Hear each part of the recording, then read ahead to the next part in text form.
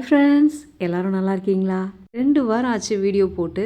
காரணமும் இருக்குது இதுக்கு. சின்ன ஹோல் தான் அப்படின்னு வயிற்றில் நான் நினச்சிட்டு இருந்தேன். பட் ஆனால் அதை திரும்ப ஹாஸ்பிட்டல் போயிட்டு பார்க்கும்போது இவ்வளோ பெரிய இஷ்யூஸ் வரும்னு நான் கொஞ்சம் கூட நினச்சே பார்க்கல. பட் ஓகே, இது எல்லாமே லைஃப் லெசன் தான் அப்படின்னு எடுத்துகிட்டு தான் நான் மூவ் பண்ணிகிட்டு இருந்தேன். அதனால தான் வீடியோ போட முடியல. 2 வீக்ஸ் முன்னாடி எடுத்த வீடியோ இது எல்லாமே அப்படியே நான் உங்களுக்கு கண்டினியூ பண்ணிக்கிட்டே சொல்கிறேன். காலையில் வெள்ளை சோளம் வச்சு குழிப்பணியாரம் செஞ்சாச்சு. கூடவே கார சட்னி செஞ்சுட்டேன். பசங்களுக்கு இப்போல்லாம் நான் சிறுதானியம் எப்படியாவது ஒரு வழியில் ஒரு நாளைக்கு எதுலையாவது ஒன்று கலந்து கொடுக்குறேன். அந்த மாதிரி தான் செய்கிறேன். ஏன்னா எவ்வளோ ஹெல்த்தியாக பிள்ளைங்களை வளர்க்குறோமோ அந்த அளவுக்கு குழந்தைங்க ஹெல்த்தியாகவும் இருக்கும். மெயினாக ஹாஸ்பிட்டல் போயிட்டு மருந்து அது இதுன்னு செலவு பண்ணாமல் குழந்தைங்க ஆரோக்கியமாக இருக்கும். ஏன்னா எனக்கு இந்த ஒரு 8 மந்த்தாகவே ஹாஸ்பிட்டல் போகிறது வர்றது இதுலேயே நான் நிறைய பார்த்துட்டேன். அதில் எவ்வளோ குழந்தைங்க அந்த ஹாஸ்பிட்டலுக்கு வராங்க அப்படின்றது பார்த்தாலும் எனக்கு ரொம்ப அதிர்ச்சியாக இருக்குது. ஸோ எந்த அளவுக்கு நம்ம ஹெல்த்தியாக எடுத்துக்கிறோமோ அந்த அளவுக்கு நம்ம உடம்பும் ரொம்ப ஆரோக்கியமாக இருக்கும். போன லாஸ்ட் வீடியோவிலே நான் சொல்லியிருந்தேன், ஊருக்கு போகும்போது சாரீ கட்டியிருந்தேன். ஸோ ப்ளவுஸ் போடும்போது அந்த சின்னதாக ஹோல் மாதிரி எனக்கு ஸ்டார்ட் ஆகிடுச்சு. அது ஜஸ்ட் ஒரு நச்சு தண்ணி மாதிரி ஒரு ட்ராப் தான் வந்துட்டு இருந்தது. சரி ஓகே, சின்ன ட்ராப்பாக தானே இருக்குது, இது என்ன பண்ண போகுது, இன்னொரு 2-3 நாளில் சரியாக போயிடும் அப்படின்னு பார்த்தா 3 மந்த் ஆகியும் அந்த வாய் மூடவே இல்லை. சரி ஹாஸ்பிட்டல் போயிட்டு ஒரு விசிட் பண்ணிட்டு வந்துடலாம். ஏன்னா இது வயிறாக இருக்குது, அதுவும் இல்லாமல் சர்ஜரி பண்ண இடமா வேறு இருக்குது. ஸோ நமக்கு ஃபஸ்ட் டைம் ஆர்கன்ஸ் எடுத்தது இதானே, அதனால் சரி போய் பார்த்துட்டு வந்துடலாம் அப்படின்னு போனோம். போனப்புறம் தான் ஒரு அதிர்ச்சியே இருந்தது. திரும்ப ஆப்ரேஷன் பண்ண இடத்த ஓப்பன் பண்ணி பார்த்தா தான் எங்களுக்கு தெரியும் அப்படின்னு சொல்லிட்டாங்க. திரும்ப ஒரு சர்ஜரியா அப்படின்ட்டு எனக்கு அப்படியே மைண்டெல்லாம் ஒரு மாதிரி ஆயிடுச்சு. ஏன்னா 5 மந்த்து நான் ரெக்கவர் ஆகி வர்றதுக்கே எனக்கு அவ்வளோ கஷ்டமாக இருந்தது. திரும்ப சர்ஜரிக்கு என்னென்ன திங்ஸ் எல்லாம் வாங்கணுமோ எல்லாத்தையும் வாங்கி கொடுத்து சர்ஜரி பண்ணாங்க. உள்ளே போனால் மேலே சின்ன ஹோலாக இருந்தது. ஆனால் உள்ளே போக போக கிட்டத்தட்ட ஒரு 2 கட்டி கோலி குண்டு அளவுக்கு சீழ் மாதிரி எடுத்தாங்க. இந்த அளவுக்கு செப்டிக் ஆகிருந்தது உள்ளே. ஆக்சுவலாக மேலே சின்ன ஹோல்னு நான் விட்டுருந்தேன்னா அது இன்னுமே எனக்கு மோசமான நிலைமையை தந்திருக்கும்னு நான் நினைக்கிறேன். இட்ஸ் ஓகே, எல்லாமே நன்மைக்கே அப்படின்னு எடுத்துக்கிட்டு எல்லாத்தையும் முடிச்சுக்கிட்டு ஸ்டிச் போட்டுட்டு வீட்டுக்கு கிளம்பியாச்சு. ரொம்பவே டயர்டாக இருந்தது. குழந்தைங்களுக்கும் ரொம்ப பசிக்குதுன்னு சொன்னாங்க. என்னால் எதுவும் செய்கிற நிலமை இல்லையா, ஸ்டிச் போட்டிருக்கு இல்லையா. ஸோ பானிபூரி வாங்கிட்டு வர சொல்லியிருந்தோம். அப்புறம் பானிபூரி பசங்களுக்கு கொடுத்து சாப்பிட வச்சாங்க. ஹாஸ்பிட்டல் போகிறதுக்கு முன்னாடியே எனக்கு மைண்டில் ஒரு மாதிரி தான் இருந்தது. அதுக்கு முன்னாடியே நான் ஒரு 3-4 டேஸ்க்கு முன்னாடியே இந்த வெங்காயத்தொக்கு, ஊறுகாய், இட்லி பொடி, பருப்பு பொடி இதெல்லாமே நான் ரெடி பண்ணி எடுத்து வச்சுக்கிட்டேன். ஏன்னா எதனா ஒன்றா கூட அட்லீஸ்ட் நம்ம ரைஸ் மட்டும் வடித்தா கூட போதுமே அப்படின்ட்டு ரெடி பண்ணது ரொம்ப நல்லதாக போச்சு.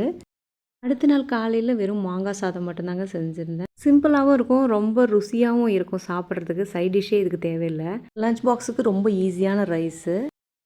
ஒரு பேனில் 4 ஸ்பூன் எண்ணெய் விட்டுக்கலாம். 1/2 ஸ்பூன் கடுகு, 1/4 ஸ்பூன் ஜீரகம், 2 ஸ்பூன் கடலைப்பருப்பு, 1/2 ஸ்பூன் உளுத்தம்பருப்பு சேர்த்து இதை நல்லா கோல்டன் ப்ரௌன் வர அளவுக்கு வதக்கி எடுத்துக்கலாம். முந்திரி தேவைப்பட்டால் சேர்த்துக்குங்க, குழந்தைங்களுக்கு பிடிக்கும், அதனால் நான் முந்திரி சேர்த்துருக்கேன். ஒரு 15 அளவுக்கு முந்திரி சேர்த்து மிளகாய் உங்கள் காரத்துக்கு ஏற்ற மாதிரி போட்டுக்கங்க. நான் ஒரு 6 மிளகாய் சேர்த்துருக்கேன் 4 பேருக்கு. அது நல்லா எண்ணெயில் பொரிஞ்சதுக்கப்புறம் ஒட்டு மாங்கான்னு சொல்லுவோம், சிலர் கிளிமூக்கு மாங்கான்னு சொல்லுவீங்க. அது ரொம்ப புளிப்பே இருக்காது, நல்லா பெருசு பெருசாக இருக்கும். தோலெல்லாம் சீவிட்டு நல்லா துருவி எடுத்து 1 நிமிஷம் அளவுக்கு இது எண்ணெயில் நல்லா வதக்கி எடுத்திங்கன்னா மாங்காய் மிளகாய் எல்லாமே மிக்ஸ் ஆகி நல்லா அந்த காரம் புளிப்பு எல்லாம் ஒன்று சேர்ந்து சூப்பர் டேஸ்ட்டாக இருக்கும். இப்போது வடித்து ஆற வச்சு சாதம் சேர்த்துக்கலாம். இந்த சாதம் உங்களுக்கு எவ்வளோ தேவையோ அந்த அளவுக்கு நீங்கள் சேர்த்துக்குங்க. இதை நல்லா ஒரு 2 நிமிஷம் சிம்லேயே வச்சு குக் பண்ணிங்கன்னா மாங்காய் சாதம் ரெடிங்க. ரொம்ப டேஸ்ட்டாக இருக்கும். நமக்கு எந்த சைட் டிஷ்ஷுமே இதுக்கு தேவையே இல்லை. இப்படியே சாப்பிட்டோன்னா அப்படியே நாக்கெல்லாம் அப்படியே எச்சில் ஊறும், அந்த அளவுக்கு ஒரு டேஸ்ட்டாக இருக்கும். எங்கள் வீட்டில் மாங்காய் சாதம் செஞ்சோன்னா தொட்டுக்கிறதுக்கு நம்ம செஞ்சே வச்சா கூட சாப்பிடவே மாட்டாங்க. எங்களுக்கு இதுவே போதும் அப்படின்ட்டு நல்லா சாப்பிடுவாங்க விரும்பி. என்ன ஒன்று, புளிப்பு மட்டும் இருக்கக்கூடாதுன்னு சொல்லுவாங்க. ஸோ அதுக்கேற்ற மாதிரி மாங்காய் புளிப்பாக இருந்தால் கொஞ்சம் குறைச்சி போட்டுக்குவேன், கொஞ்சம் புளிப்பு இல்லாததுன்னா கொஞ்சம் நிறையவே போட்டு செஞ்சுப்பேன்.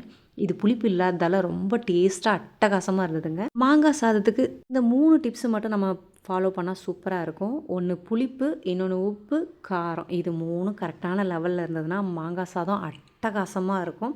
சைட் டிஷ் எதுவுமே தேவையில்ல, லஞ்ச் பாக்ஸுக்கு செம்மையாக இருக்கும். அடுத்த நாள் ஹாஸ்பிட்டல் கிளம்பியாச்சு. ஹாஸ்பிட்டல் போயிட்டு செக்கப் போனோம். செக்கப்பில் வந்து சொன்னாங்க, ஸ்டிச்சஸ்லாம் நல்லா கூடி வந்துட்டுருக்கு. ஒரு 10 நாள் பொறுத்து பிரிச்சிடலாம் அப்படின்னு சொல்லிட்டாங்க. வெளியே போயிட்டு வந்தாலே இப்போல்லாம் உடம்பு சுத்தமாக முடிய மாட்டேங்குது. சரி ஒரு டீ குடிச்சிட்டு அப்புறம் வீட்டுக்கு கிளம்பிட்டோம். வீட்டுக்கு வந்துட்டா எனக்கு சுத்தமாக உடம்பு ஒன்றும் முடியல. நைட்டு ஹோட்டலில் தான் வாங்கிட்டு வந்து சாப்பிட்டோம். பசங்க என்ன வேணும்னு கேட்டதுக்கு பரோட்டா தான் வேணும்னு சொல்லிட்டாங்க. ஸோ அடிக்கடி ஹோட்டலில் சாப்பிட மாட்டோம். பட் குழந்தைங்க வந்து இது ரேராக தான் பரோட்டா வாங்கி கொடுப்போம். அன்னைக்கு சாப்பிட்டு தூங்கியாச்சு. அடுத்த நாள் காலையில் குழந்தைங்களுக்கு ஸ்கூல் லஞ்சும் கட்டணும். நானும் ஹாஸ்பிட்டல் போனோம். எக் கிரேவி பண்ணிடலான்ட்டு செஞ்சேன். ஒரு பேனில் தேவையான அளவு எண்ணெய் விட்டு பட்டை, லவங்கம், ஏலக்காய், கிராம்பு, அன்னாச்சி பூ 1, சோம்பு 1/4 டீஸ்பூன் சேர்த்து கடல் பாசியும் சேர்த்து நல்லா பொரிஞ்சதும் 4 வெங்காயம் மிக்சியில் கொரகொரப்பாக அரைச்சி சேர்த்துக்கிட்டேன். 2 பச்சை மிளகாவும் சேர்த்து வதக்கிட்டு 2 தக்காளி மிக்சியில் கொரகொரப்பாக அரைச்சி சேர்த்து அது கூடவே 2 ஸ்பூன் இஞ்சி பூண்டு பேஸ்ட்டும் சேர்த்து நல்லா பச்சை வாசனை போகிற அளவுக்கு வதக்கிடலாம். வதக்கிட்டதுக்கப்புறம் மசாலா பொடியெல்லாம் சேர்த்துக்கலாம். 1/2 ஸ்பூன் மஞ்சள் தூள், 2 ஸ்பூன் மிளகாய் தூள், 2 ஸ்பூன் சிக்கன் மசாலா, 1 ஸ்பூன் தனியாத்தூள் சேர்த்து இதை நல்லா பச்சை வாசனை போகிற அளவுக்கு நல்லா வதங்கி வரணும். வதங்கி வந்ததுக்கப்புறம் கிரேவி திக்காக வேணாலும் வச்சுக்கலாம், தண்ணியாக வேணாலும் வச்சுக்கலாம். அதுக்கேற்ற மாதிரி தண்ணி ஊற்றி உப்பு போட்டு நல்லா மிக்ஸ் பண்ணி மூடி வச்சிடலாம். இது கொதி வரட்டும். அதுக்குள்ளே இந்த தேங்காய் கூட முந்திரி சேர்த்து நைஸாக அரைச்சி எடுத்து வச்சுக்கலாம். முந்திரிக்கு பதில் நீங்கள் பொட்டுக்கடலை கூட சேர்த்துக்கலாம். ஆனால் முந்திரி சேர்க்கும்போது டேஸ்ட் அவ்வளோ சூப்பராக இருக்கும். இந்த கிரேவி நல்லா கொதி வந்து எண்ணெய் பிரிஞ்சு வந்ததுக்கப்புறம் அரைச்சி வச்ச பேஸ்ட்டும் சேர்த்துக்கலாம். இதை சேர்த்து நல்லா மிக்ஸ் பண்ணிவிட்டு நல்லா கொதி வரணுங்க. கொதி வந்து இந்த மாதிரி எண்ணெய் சுற்றி பிரியணும். சுற்றி பிரிஞ்சதுக்கப்புறம் தேவையான அளவு கருவேப்பிலை, கொத்தமல்லி சேர்த்துட்டு மிக்ஸ் பண்ணி விட்டுட்டு ஒரு லெவல் பண்ணிவிடுங்க. அதுக்கப்புறம் முட்டையை இந்த மாதிரி உடச்சி தனித்தனியாக ஊற்றுங்க. இதுக்கு ஒரு அகலமான பேனாக நம்ம வச்சுக்கிட்டோம்னா ஒன்றோட ஒன்று ஒட்டாமல் சூப்பராக இருக்கும். முட்டை எத்தனை வேணுமோ அந்தளவுக்கு உடச்சி ஊற்றிட்டு கேஸ் ஸ்டவ்வை சிம் பண்ணி நீங்கள் ஒரு 5 நிமிஷம் நீங்கள் மூடி வச்சிட்டிங்கன்னா சூப்பரான முட்டை கிரேவி ரெடி. கறி குழம்பு டேஸ்ட்டில் அவ்வளோ சூப்பராக இருக்குங்க. டிஃபனுக்கும் நல்லாயிருக்கும், சப்பாத்திக்கும் நல்லாயிருக்கும், ரைஸுக்கும் நல்லாயிருக்கும். ஸோ லஞ்ச் பாக்ஸுக்கு இதுவும் ரொம்பவே பெஸ்ட்டு. ஒன்று பண்ணோன்னா நம்ம எல்லாத்தையும் டேவே கம்ப்ளீட் பண்ணிடலாம். நாங்கள் ரெடி பண்ணி எடுத்துக்கிட்டு குழந்தைங்களுக்கும் பேக் பண்ணியாச்சு. காலையில் தோசைக்கு தொட்டு சாப்பிட்டுட்டாங்க கிரேவி. மதியத்துக்கும் அதே முட்டை கிரேவி முட்டை வச்சு அப்படியே கொடுத்தாச்சு. குட்டீஸ் சாப்பிட்ருவாங்க, அதெல்லாம் ஒன்றும் பிரச்சனை இல்லை. நமக்கு சாப்பாட்டு விஷயத்தில் குழந்தைங்க நம்ம செஞ்சு கொடுத்தா போதும் அப்படின்னு நினைப்பாங்க. அந்தளவுக்கு விரும்பி சாப்பிடுவாங்க நான் செய்கிற சமையலில். அது வரைக்கும் காட்க்கு தேங்க் பண்ண வேண்டியது தான். ஏன்னா நிறைய பேர் சாப்பிடல அப்படின்லாம் நிறைய கம்ப்ளைண்ட் வரும். நம்ம வீட்டில் நீ எப்போ பண்ணி தருவ, ஹோட்டலில் விட வீட்டில் தான் வேணும் அப்படின்னு சொல்லுவாங்க. அந்தளவுக்கு இருக்கும். என்ன ஒன்று, எனக்கு இப்போ செய்யறதுக்கு தான் தெம்பு இல்லை. குழந்தைங்க இப்பயும் கேட்டுக்கிட்டே தான் இருக்காங்க, எதனா இதை செஞ்சு கொடு அதை செஞ்சு கொடுன்னு. நானும் என்னை கண்ட்ரோல் பண்ணி வச்சுருக்கேன். சரி உடம்பு முதல்ல நல்லாக்கிட்டு அதுக்கப்புறம் தான் எதாக இருந்தாலும் அப்படின்ட்டு. சர்ஜரி பண்ணி 10 நாள் ஆகிடுச்சு. சரி இன்றைக்கி வந்து பிரிக்கிறேன்னு சொல்லியிருந்தாங்க. 10வது நாள் நம்மளும் ஹாஸ்பிட்டல் போகிறோம். காலையிலே குட்டீஸையும் போயிட்டு ஸ்கூலில் ட்ராப் பண்ணிவிட்டு நாங்களுமே ஹாஸ்பிட்டல் அப்படியே டேரெக்டாக அப்படி போயிட்டோம். லைஃப் ஒரு டைம் தான். நினச்சதை சாப்பிட்டுட்டு நினச்சதை லைஃப்பை வந்து வாழணும் அப்படின்னு நினைக்கிறவங்களுக்கு ஒன்றே ஒன்று மட்டும் தான் நான் சொல்லிக்கிறேன். லைஃப் ஒரே ஒரு டைம் தாங்க.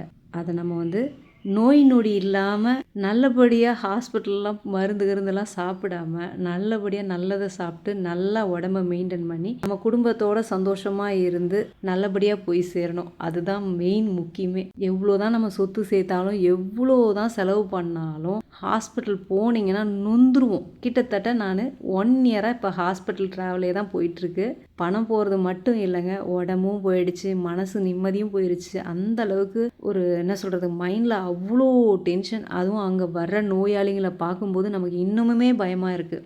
இதை விட ஒரு கொடுமை என்னென்னா, சின்ன சின்ன குழந்தைங்க இன்சுலின் போடுற அளவுக்கு சுகர் வந்திருக்கு. வீட்டில் பார்த்து பார்த்து நம்ம செய்கிறோம். இருந்தாலுமே ஒரு 60 வயசுக்கு மேலே எல்லாருக்குமே இப்போ சுகர்ன்றது காமன் ஆகிடுச்சு. இப்போ குழந்தைங்களுக்கே பாதிக்குதுன்னும் போது அது இன்னும் எவ்வளோ அவங்களோட ஃப்யூச்சர்லாம் பாதிக்கும் யோசிச்சு பாருங்களேன். இந்த 1 இயர் ஹாஸ்பிட்டல் போயிட்டு நிறையவே கற்றுக்கிட்டேன். ஹெல்த்து தான் ஃபர்ஸ்ட் இம்பார்ட்டன்ட். எவ்வளோ தான் நம்ம பணம் எல்லாமே சேர்த்து வச்சா கூட ஹெல்த்து போயிடுச்சுன்னா ஒன்றுமே இல்லை லைஃப்பில். என் பசங்க இன்னும் லேஸ், குர்குரே, பெப்சி, இந்த பேக்டு ஃபுட்டு இதெல்லாம் எதுவுமே இன்னும் சாப்பிட்டதே கிடையாது. அப்படியே வெளியே வாங்குகிறோம் அப்படின்னாலும் முறுக்கு, மிக்சர் அந்த மாதிரி தான் வாங்குமே தவிர இந்த கலர் போட்ட கேக்கு, பிஸ்கட்ஸு, இந்த ஜூஸு நாங்களும் இதை வாங்கி கொடுக்க மாட்டோம். பசங்களும் இதை கேட்டு அடம்பிடிக்கலாம் மாட்டாங்க. எவ்வளோ காசு கொடுத்து வாங்கி கொடுத்தாலும் குழந்தைங்களுக்கு நோய் தான் வரும். அதனால் முடிஞ்ச அளவுக்கு நல்லதாகவே நம்ம வீட்டில் செஞ்சு கொடுப்போம். எனக்குமே அன்றைக்கி ஸ்டிச்சை ரிமூவ் பண்ணி அனுப்பிச்சி விட்டுட்டாங்க. இதுக்கு மேலே 1 மந்த்துக்கு அப்புறம் செக்கப் வர சொல்லியிருக்காங்க. ஸோ அது வரைக்கும் உடம்ப நல்லா பார்த்துக்கணும். நானும் இனிமேல் குழந்தைங்களுக்கு செய்கிறது இல்லாமல் எனக்கும் சேர்த்து நல்லா ஹெல்த்தியாக சாப்பிட போகிறேன். உடம்பையும் பார்த்துக்க போகிறேன். இனிமேல் என்னால் ஸ்கூல் போக முடியாது அப்படின்ட்டு ஆட்டோ வச்சுட்டோம் குழந்தைங்களுக்கு. அதனால் ஆட்டோவில் ஈவினிங் வந்துட்டாங்க. இங்கே சென்னையில் 2 நாளைக்கு ஒரு முறை நல்லா மழை பெய்யுதுங்க. சாயந்தரம் நேரத்தில் ஒரு 3 மணிக்கு ஆரம்பிச்சிச்சுன்னா ஒரு 4, 5 மணி வரைக்கும் நல்ல மழை பெய்யுது. கிட்டத்தட்ட பூமி காயவே இல்லை. இது சம்மர்னு கூட சொல்லவே முடியாது. அவ்வளோ சூப்பராக இருக்குது. இந்த விலாக் இதோட முடியுது ஃப்ரெண்ட்ஸ். உங்களுக்கு இந்த வீடியோ பிடிச்சிருக்கும் நான் நம்புகிறேன். பிடிச்சிருந்தால் லைக் பண்ணுங்கள், ஷேர் பண்ணுங்கள், கண்டிப்பாக சப்ஸ்கிரைப் பண்ணுங்கள். Thank you so much. Thanks for lots your love and support. இன்னொரு வீடியோவில் பார்க்கலாம். Bye friends.